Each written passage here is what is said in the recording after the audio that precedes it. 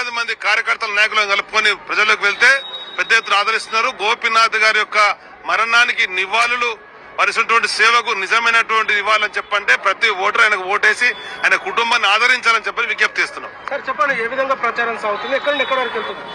దాదాపుగా 15 తారీఖు నుంచి ఒక ప్రభంజనంలా ఉంది.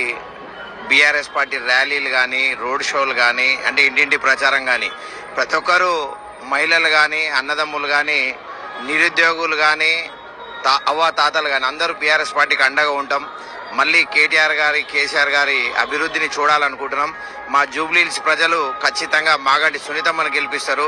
మాగంటి సునీతమ్మతోటి బీఆర్ఎస్కు తొలి విజయం అందిస్తారని చెప్పి జూబ్లీహిల్స్ ప్రజలు మనస్ఫూర్తిగా కోరుకుంటున్నారు. దానికి తగ్గట్టుగానే మా ప్రచారం కూడా కొనసాగుతున్నది. మీరు చూస్తూనే ఉన్నారు, ఎక్కడ పోయినా వందలాది మంది జనం వాళ్ళ ఇండ్లలోకి తీసుకుపోయి కూడా కూర్చోబెట్టుకొని మాగంటి సునీతమ్మ కుటుంబానికి అండగా ఉంటామని చెప్పి భరోసా ఇస్తున్నారు. ఖచ్చితంగా మాగంటి సునీతమ్మ గారు 50-60 వేల మెజార్టీ తోటి గెలుస్తారండి. సార్ మీరు చెప్పండి సార్, ఏ విధంగా ప్రచారం సాగుతుంది?